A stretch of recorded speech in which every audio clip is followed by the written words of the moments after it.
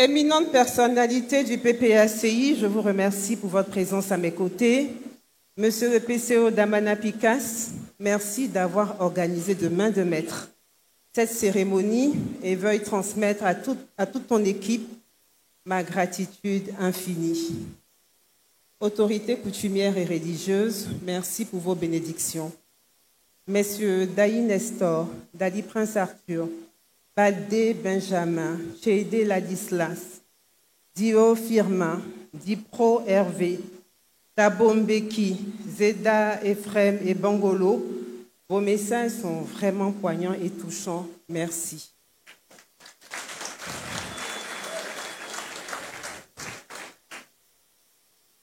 Chers membres des Agora et Parlement, oratrices et orateurs, ex-détenus, victimes, chers jeunes, je vous salue et je vous remercie d'avoir accepté de venir nous retrouver ici.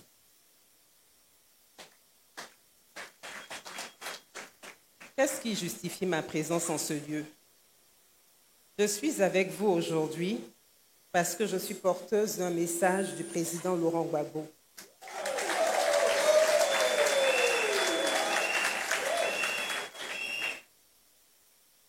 Le président Laurent Gbagbo me charge de vous exprimer toute sa compassion. Il sait que vous avez tous traversé des moments très difficiles parce que vous avez eu pour seul tort de l'avoir choisi comme leader. Il me charge aussi de vous remercier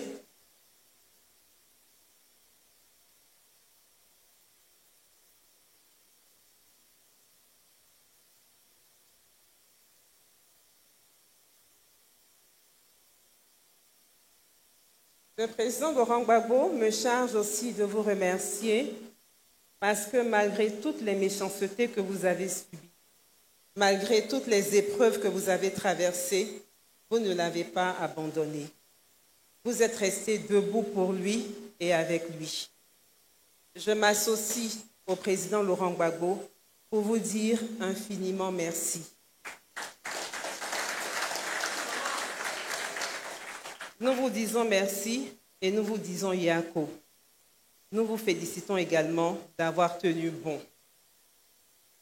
Certaines personnes diront pourquoi est-ce maintenant que nous venons vous dire merci et Yako. À ces personnes, je réponds toujours que Dieu fait toutes choses bonnes en son temps. Toujours à ces personnes, je pourrais aussi dire que lorsque nous sommes revenus de La Haye et à Bruxelles, le chef ne revenait pas de vacances, mais il revenait de prison. Et quand on revient de prison, on a besoin de se réapproprier sa vie. Mesdames et messieurs, quand le président Laurent Gbagbo a été arrêté et mis en prison, il avait 66 ans. Et quand il est revenu en Côte d'Ivoire, il en avait 76. On lui a volé en tout et pour tout 10 ans de sa vie. Et ces 10 années ont été 10 années de souffrance. Le président Laurent Gbagbo est un chef. Et un chef ne se lamente pas sur son sort.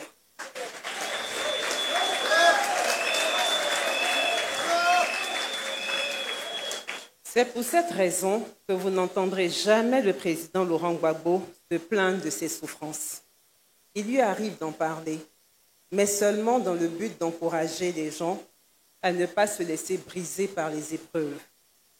Il se prend souvent en exemple pour montrer qu'on peut quitter de très bas pour aller très haut et qu'on peut quitter de très haut pour revenir très bas et on peut requitter de très très bas pour aller encore très très haut.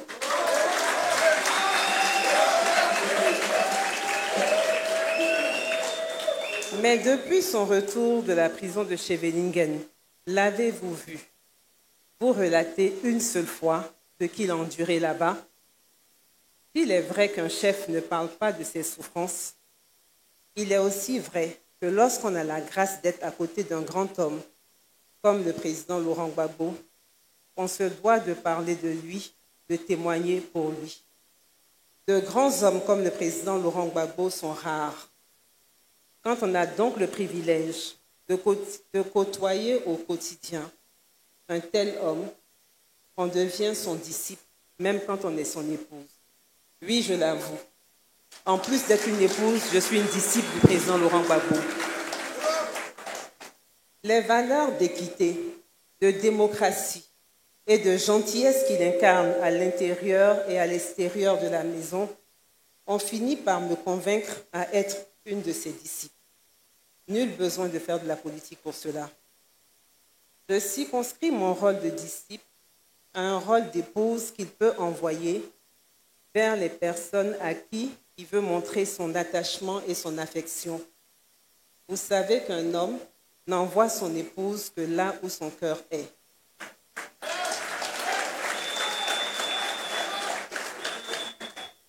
Si vous me voyez aujourd'hui devant vous, c'est parce que vous êtes cher au cœur du président Laurent Gbagbo.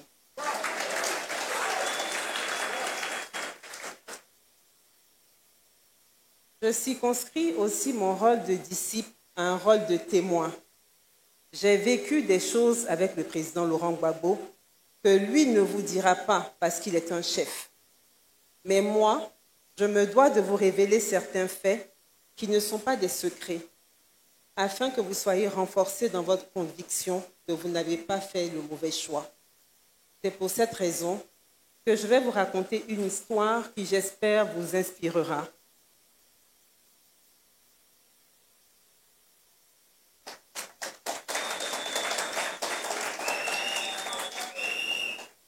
En avril 2011, le président Laurent Gbagbo est incarcéré à Korogo. En novembre 2011, il est transféré à la prison de Scheveningen. Ce n'est qu'en avril 2012 que je le vois pour la première fois parce que j'étais sous sanction, interdite de voyager et tous mes comptes bancaires gelés. Mes comptes sont longtemps restés gelés, mais l'interdiction de voyager a été levée par l'Union européenne en 2012. Quand le chef était en prison à Korogo, il n'avait droit à aucune visite, sauf à celle de ses avocats. Il fallait que nous attendions que ses avocats lui rendent visite, et cela une seule fois par mois, pour que nous puissions avoir de ses nouvelles pour savoir s'il était en vie ou pas. Je vous assure que la prison de Korogo a été la pire prison pour moi. En plus de l'interdiction de voyager, il n'avait pas le droit de téléphoner. Petite anecdote. J'avais un numéro de téléphone que le président Laurent Gbagbo connaissait par cœur. Et ce numéro était aussi connu par beaucoup de personnes. Mes proches me demandaient de me débarrasser de ce numéro ivoirien que j'avais par mesure de sécurité, mais je refusais de le faire parce que je me disais que s'il était autorisé que le président passe un coup de fil, c'est ce numéro qu'il composera. Et c'est ce qui fut fait le 30 novembre 2011, jour de son arrivée à la prison de Scheveningen. Au petit matin, vers 3h ou 4h, mon téléphone sonne et je vois un numéro portant l'indicatif de la Hollande. Je n'ai pas de doute, c'est lui, c'est le président. Je m'empresse de décrocher et j'entends le chef rire à l'autre bout du fil et il me dit toujours en riant, « Nadi, ici au moins je suis entre les mains de personnes civilisées. »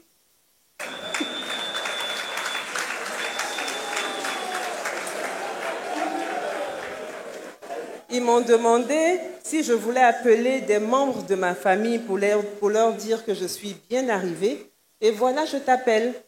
Moi qui devais pleurer. Lui qui devait pleurer sur son sort parce qu'on nous a toujours dit qu'on ne revient jamais de la CPI. Le voilà en train de me faire rigoler. Le voilà en train de me faire rire. Je vous avoue que la CPI qui représentait l'horreur pour moi est devenue en quelques secondes un lieu de bonheur. Je riais et je pleurais à la fois parce que la communication interrompue depuis avril 2011 venait d'être rétablie. Je riais parce que le président Laurent Gbagbo venait de me transmettre de la joie, donc de la force, malgré son état de faiblesse. Je ne le voyais pas, mais au moins je l'entendais. Et il en profitait pour me demander de transmettre des messages à ses camarades du parti. Malgré la prison, malgré la déportation, notre chef, votre chef n'a pas faibli. Il est resté volontaire pour continuer la lutte.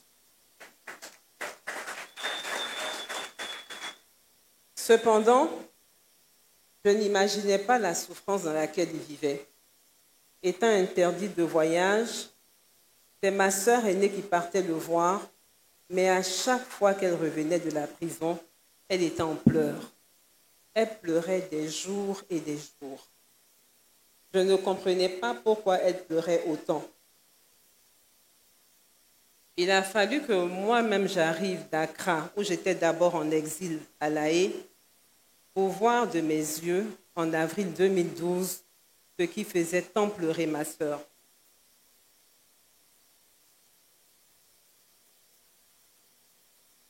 Le chef avait maigri, énormément maigri. Son teint était devenu terne. Il avait du mal à marcher. Pour se lever, il ne pouvait plus utiliser ses mains. Il ne pouvait plus utiliser correctement un stylo pour écrire.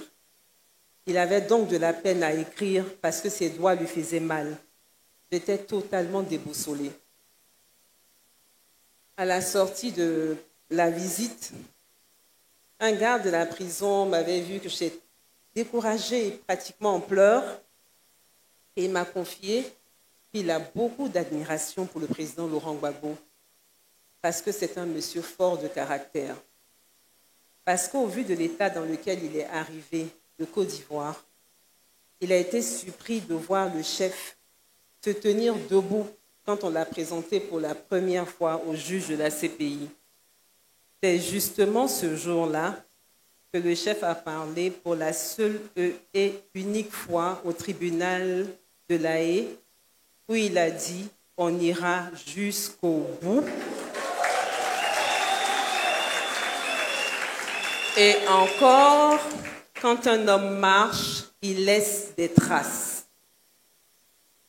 Je me dois également de témoigner que la CPI s'est empressée de trouver un kiné pour que ce dernier réapprenne au président Gbagbo à utiliser tous les membres de son corps malgré la douleur. Quand le chef est sorti de prison, c'est avec la même volonté de ne pas se laisser démolir physiquement qu'il a continué ses séances de kiné à Bruxelles et il a réappris à marcher un peu plus vite sur de longues distances. Nous partions pour cela tous les après-midi dans les parcs pour que la marche ne soit pas un obstacle pour lui. Chers jeunes, chers jeunes, chers jeunes, chers jeunes,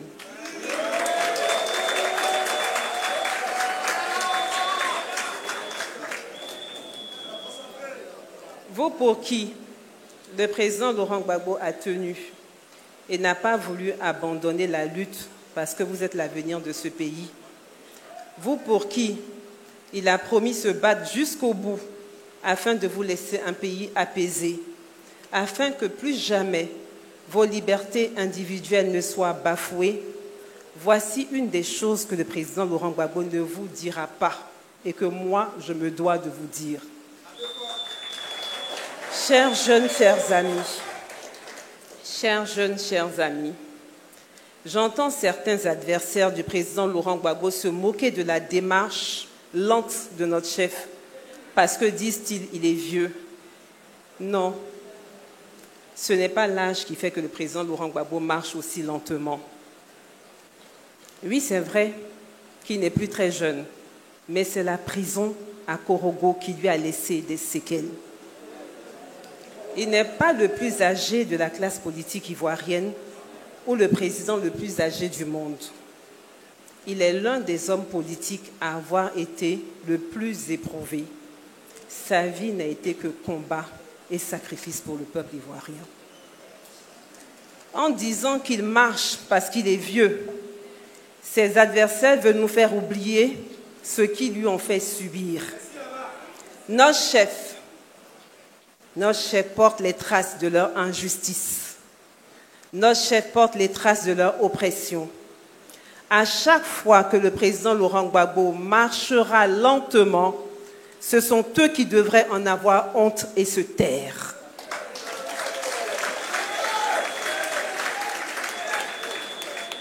Et vous, à chaque fois que vous verrez le président Laurent Gbagbo marcher lentement, vous devez en être fiers parce que la lenteur de sa démarche est le signe de sa résilience. Militantes, militants, soyons fiers de la force de caractère de nos chefs. Ils l'ont touché physiquement, mais n'ont pas atteint sa santé, n'ont pas atteint son cerveau, Dieu merci. Malheureusement pour eux, le président Laurent Gbagbo a toute sa lucidité. Ils l'ont touché physiquement, mais n'ont pas atteint son cœur. Malheureusement pour eux, le chef est resté un homme bon. Malgré le fait que le président Laurent Gbagbo soit aussi une grosse victime de la crise post-électorale, il a pardonné à tous ses adversaires sans exception. Il est sans rancune, sans rancœur et sans ressentiment.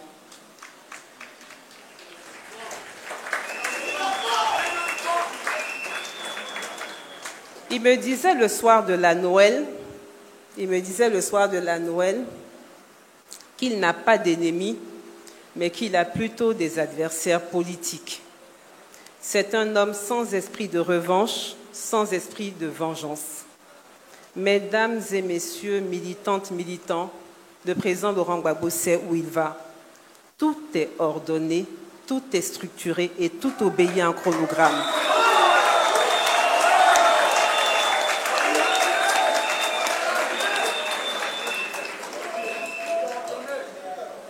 Quand il est arrivé à Abidjan, sa première préoccupation, d'abord quand il a été autorisé par la Cour pénale internationale à rentrer en Côte d'Ivoire, à défaut de se déplacer, il a fait un communiqué pour remercier toutes les sœurs et tous les frères de la diaspora. Parce que lui, l'ancien chef d'État, il est tenu au respect de la bienséance des règles diplomatiques. Quand il est arrivé à Abidjan, sa première préoccupation était de faire libérer les prisonniers militaires. Et c'est pour cette raison qu'il s'est déplacé pour aller saluer et échanger avec le président Alassane Ouattara. Il en a profité pour parler également de la situation des prisonniers civils. Aujourd'hui, nous pouvons nous réjouir parce que la grande partie des prisonniers est libre. Les derniers qui restent seront libérés dans quelques mois, Inch'Allah.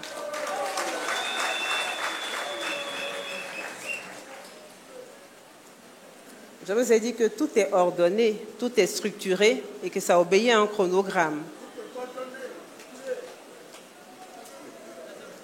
Après ça, il a ensuite créé avec ses camarades le Parti des peuples africains de Côte d'Ivoire parce qu'il lui fallait un instrument de lutte pour achever son combat pour la démocratie.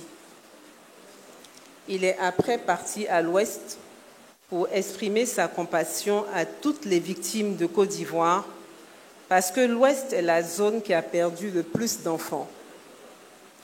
En choisissant Djuekwe, ville symbole, ville martyre, c'est comme s'il rendait visite à toutes les victimes de Côte d'Ivoire. Il y a quelques mois, vous lui avez demandé d'être votre candidat et il a accepté d'être notre candidat à l'élection présidentielle d'octobre 2025. Qu'est-ce qu'il lui reste à faire maintenant?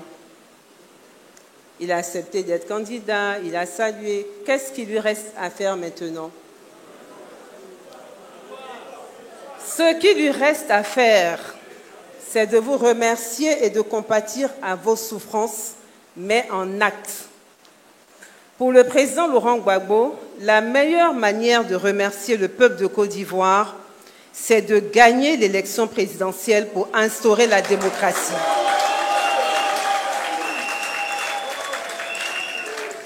Pour le président Laurent Gbagbo, la meilleure manière de compatir, c'est de gagner l'élection présidentielle pour réparer tout le mal qui a été fait à la population ivoirienne en dédommageant toutes les victimes des crises successives que la Côte d'Ivoire a connues, sans exclusion, peu importe leur appartenance politique ou religieuse.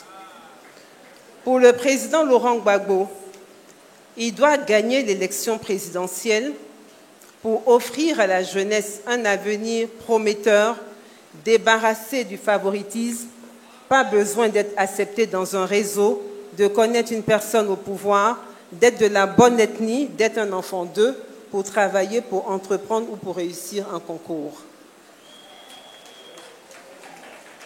Frères et sœurs qui avez battu le pavé pendant l'absence du président, vous qui avez été à la tête de la jeunesse du parti, quand vous avez décidé de porter le combat du président Laurent Gbagbo, depuis 90 pour certains, je ne pense pas que c'était pour des intérêts mercantiles. Je peux affirmer, sans risque de me tromper, que vous l'avez suivi, non pas pour des postes, non pas pour de l'argent, mais vous l'avez suivi à cause d'un idéal. Et cet idéal, c'est de voir une Côte d'Ivoire unie, libre, indépendante, souveraine et forte de ses richesses.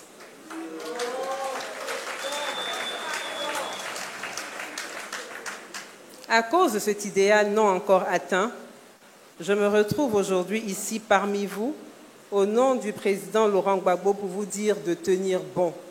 Nous y sommes presque.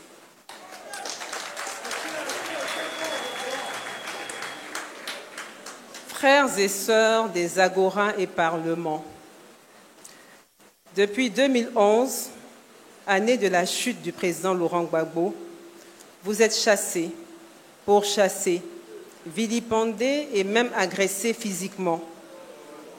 Récemment, un parlement portant mon nom a reçu la visite de personnes munies de machettes. Et ces visiteurs n'ont pas hésité à blesser certains d'entre vous. Le chef sait que vous avez porté plainte et que la plainte est restée sans suite. Malgré cela, il vous félicite de n'avoir pas rendu votre coup en utilisant aussi des machettes. Le œil pour œil, dent pour dent, n'est pas la maxime préférée du président Laurent Gbagbo quand il s'agit de violence. Sa maxime n'est pas non plus « si on te gifle sur la joue droite, tends la joue gauche ». Pour le président Laurent Gbagbo, dans une république, la force doit rester à la loi. En attendant que la loi reconnaisse le tort qu'on vous a fait, le président Laurent Gbagbo vous dit « Yako » et vous rassure que même si la justice est lente, elle finit toujours par faire son travail. En octobre 2025, quand le président Laurent Gbagbo gagnera l'élection présidentielle, si Dieu le veut,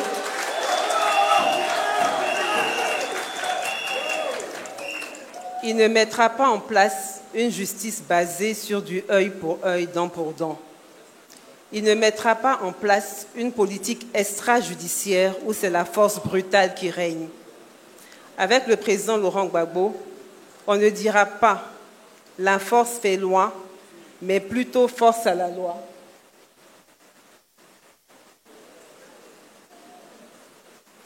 Il mettra en place une justice indépendante du pouvoir exécutif et une justice équitable. Chers ex-détenus, à vous qui avez été mis en prison pour des raisons diverses et de manière injuste, le président Laurent Gbagbo vous demande de reprendre courage. Il sait que la prison n'est pas facile et que la sortie de prison est encore plus dure parce que la réinsertion dans la société est difficile. Surtout que certaines personnes parmi les détenus ont perdu leur travail, leur économie. Il pense également aux anciens exilés pour qui le retour au pays n'est pas rose, puisqu'il faut tout reprendre à zéro pour certains. À vous tous, il vous demande de la patience et du courage. Il vous demande, le président Laurent Gbagbo vous demande d'avoir l'esprit combatif et de ne pas vous laisser démoraliser. Il vous demande de croire en des lendemains meilleurs.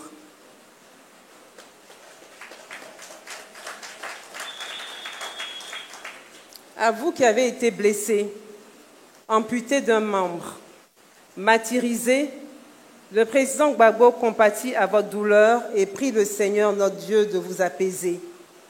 C'est vrai que nous, les pro-Gbagbo, avons beaucoup souffert et nous continuons de souffrir, mais le président Laurent Gbagbo nous prie de nous départir de tout esprit de vengeance. Moi, je suis convaincue que vous le ferez, parce que la victoire sans tache du président Laurent Gbagbo vous rendra tellement heureux que vous oublierez toutes les méchancetés qu'on vous a faites.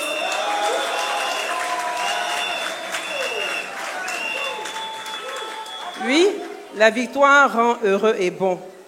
Quand vous regardez par exemple un match de football avec une personne que vous détestez et que votre équipe marque un but, sans vous en rendre compte, vous vous jetez spontanément dans les bras de cette personne.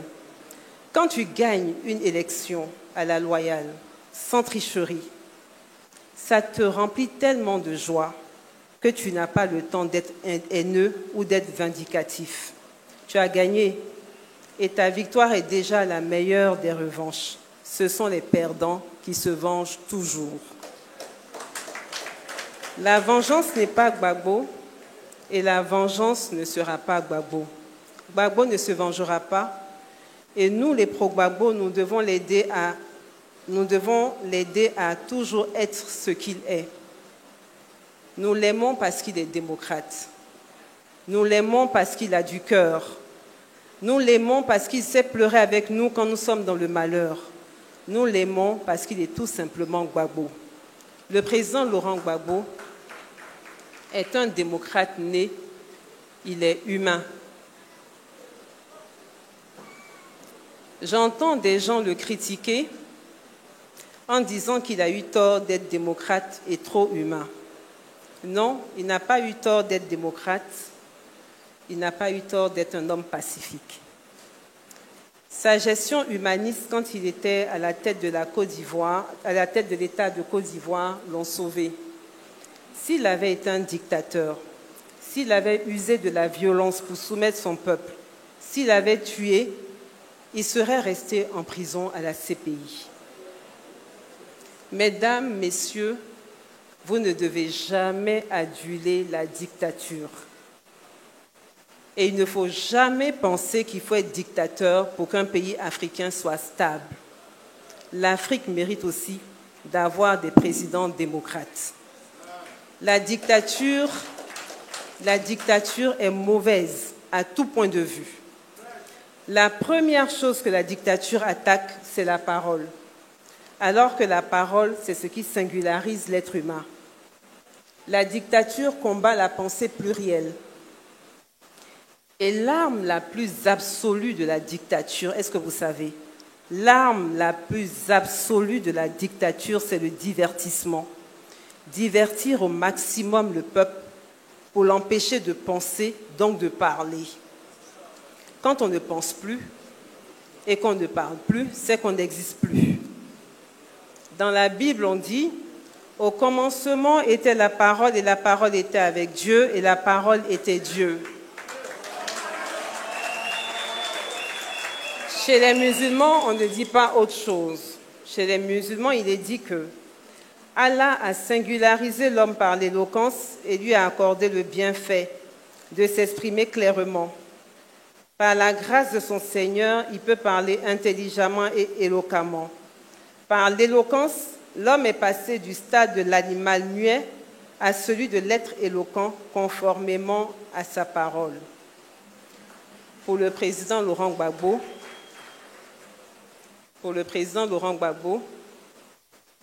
la parole est importante. Elle doit être libérée. C'est pour cette raison que le président Gbagbo aime beaucoup le refrain de la chanson Excellence du groupe VDA qui dit « Est-ce que je peux parler? Est-ce que je peux parler? Si l'huissier, mais laissez-moi parler.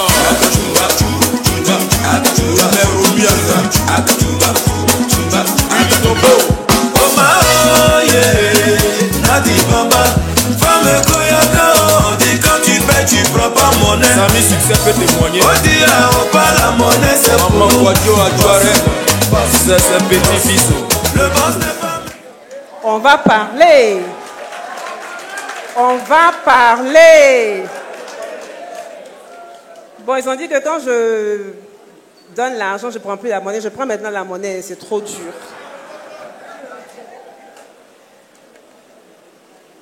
Pour le président Laurent Gbagbo, on doit parler et on va parler, mais dans le respect de l'autre. Nous devons critiquer, sans rabaisser, sans injurier. Nous devons dénoncer ce qui ne va pas. Nous ne devons pas utiliser la parole pour pousser l'autre à prendre des armes, à user de la violence. Pour le président Laurent Gbagbo, la parole doit être utile. Elle doit servir à apaiser, à dire la vérité et à ouvrir les yeux sur les injustices. La parole doit aider à instaurer la démocratie parce que la démocratie est le meilleur mode de gouvernance. Militantes, militants, sympathisantes, sympathisants. Quand ton candidat a un bon programme, quand ton candidat est apprécié, quand ton candidat est celui qu'il faut au peuple, tu n'as pas besoin d'agresser verbalement et physiquement les partisans des adversaires. Tu n'as pas le temps de rabaisser l'autre candidat. À cette élection présidentielle où nous allons et que nous voulons inclusive, nous, militants du PPACI, nous avons tant de bonnes choses à dire sur notre candidat. Nous avons choisi le bon candidat. Par la grâce de Dieu, nous avons choisi le candidat qui va gagner. Parce qu'ils savent qu'il va gagner, ils nous poussent à penser à un plan B. Parce qu'ils savent que notre candidat va gagner, ils nous font croire qu'il ne sera pas candidat alors qu'il le sera. Parce que la candidature du président Laurent Gbagbo ne dépend pas d'eux, mais ça dépend de nous, peuple de Côte d'Ivoire. Nous tenons à la candidature du président Laurent Gbagbo parce que nous voulons mettre fin au cycle de l'injustice et de l'exclusion qui sont des sources de conflits.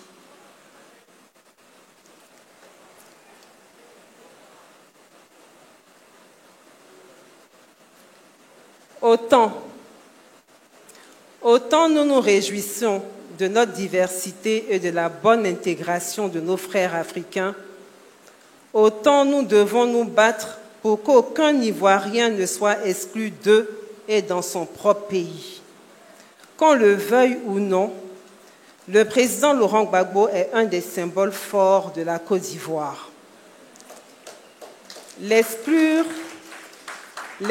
du jeu politique engendrerait des frustrations supplémentaires. Cela risque d'anéantir totalement la cohésion sociale qui est déjà chancelante. Et cela mettra à mal cette intégration qui a toujours fait le charme et la fierté de la Côte d'Ivoire. Moi, Adjana Diani Bamba, épouse Gbagbo, je suis Maouka de Touba.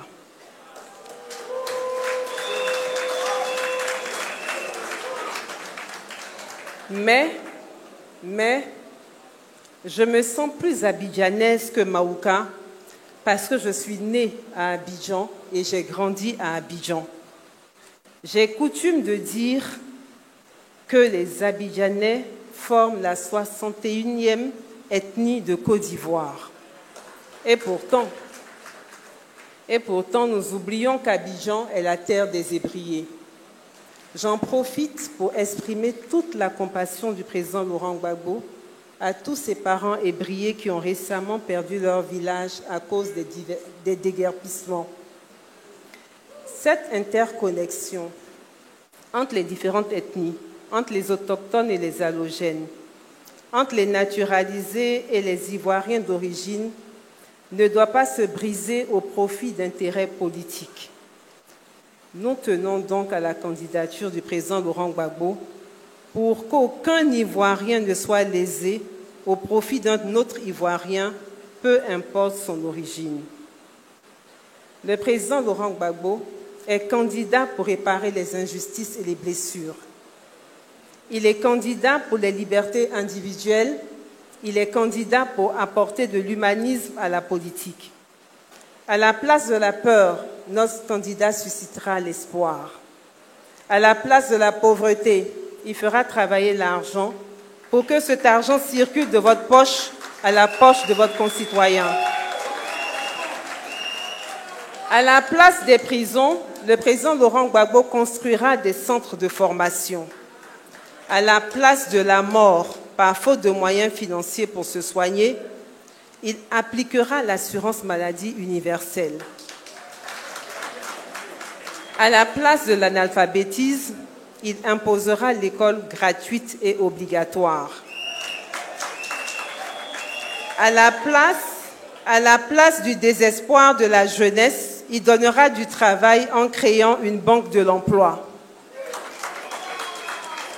À la place du divertissement, âme préférée de la dictature, il favorisera le savoir, outil par excellence de la démocratie en construisant de vraies universités. En somme, à la place d'un pouvoir aux mains d'un clan, il redonnera au peuple le pouvoir que le peuple lui donnera. Oratrice, orateur, oratrice, orateur, oratrice, orateur. Votre force, c'est la parole. N'ayez pas de complexe. Vous n'êtes pas des fous. Vous n'êtes pas des vagabonds. Vous n'êtes pas des paresseux. Non, vous n'êtes pas des délinquants. On vous accuse de vouloir endoctriner des populations. Ce n'est pas vrai. Qu'est-ce que vous êtes alors? Vous êtes des éveilleurs de conscience. Vous êtes les voix des sans-voix. Vous êtes les amplificateurs. Vous êtes les amplificateurs de ce qu'on dit tout bas et qu'on a peur de dire tout haut. Aujourd'hui, il vous est souvent interdit de vous réunir sur des places publiques dans certains quartiers. Ce n'est pas grave, parce que vous devez apprendre à être pragmatique. À toute situation, une solution. Vous devez vous adapter. Votre parole peut être lourde de sens, mais n'est pas lourde en poids. Vous pouvez porter la parole en vous déplaçant. La parole n'est pas statique, la parole est mobile. Pour véhiculer un message, nul besoin de faire du surplace. Déplacez-vous, bougez, innovez pour faire circuler vos paroles, vos pensées. Chers jeunes oratrices, orateurs, responsables des parlements et agora, militantes, militants, mesdames et messieurs, le président Laurent Gbagbo, qui ne peut pas être partout en même temps, a besoin de vos pieds, de vos mains, de votre voix, de vos ordinateurs. Le président Laurent Gbagbo a besoin de votre art oratoire, de votre plume, de votre engagement pour diffuser la bonne nouvelle. Vous devez aller partout, partout, dans toutes les maisons, dans tous les quartiers, dans tous les villages, dans toutes les villes, pour annoncer à nos parents que l'espoir est en train de renaître en Côte d'Ivoire. Est-ce que vous êtes prêts à vous déplacer de maison à maison? Est-ce que vous êtes prêts à vous déplacer de maison à maison pour annoncer à nos parents que le changement, c'est pour bientôt? Est-ce que vous êtes prêts à aller dire à toutes les victimes des crises de 99 à maintenant que toutes les victimes seront dédommagées? Est-ce que vous êtes prêts à aller dire que nous, les enfants de Côte d'Ivoire, nous allons nous asseoir pour discuter afin que la réconciliation soit une réalité? Est-ce que vous êtes prêts à aller annoncer à nos parents agriculteurs qui seront bientôt les vrais propriétaires de leurs produits, parce que ce sont eux qui fixeront désormais les prix qui les arrangent? Est-ce que vous êtes prêts à aller annoncer à vos femmes, aux femmes, à nos mamans, à vos épouses, que la marmite sera désormais déposée au feu avec joie parce que la vie ne sera plus chère? Est-ce que vous êtes prêts? Allez dire enfin à toute la Côte d'Ivoire qu'en 2025, par la grâce de Dieu, le président Laurent Gbagbo revient au pouvoir. Est-ce que vous êtes prêts? Est-ce que vous êtes prêts pour ça? Oui, oui, oui, oui. Le président Laurent Gbagbo revient au pouvoir pour un mandat unique de 5 ans, comme il a dit lui-même pour fixer les clous. Militants. Mesdames, Messieurs, le président Laurent Gbagbo revient au pouvoir pour un mandat unique de 5 ans, comme il a dit lui-même pour fixer les clous. Mes propos. Mesdames, Messieurs, le président Laurent Gbagbo revient au pouvoir pour un mandat unique de l'année 2025 soit pour une année de santé, de succès et de restauration. Le président Laurent l'année 2025 soit l'année du grand changement, de la libération de tous nos prisonniers et du retour de tous les exilés. Que l'année 2025 soit pour une année de délivrance, où la peur quitte votre âme.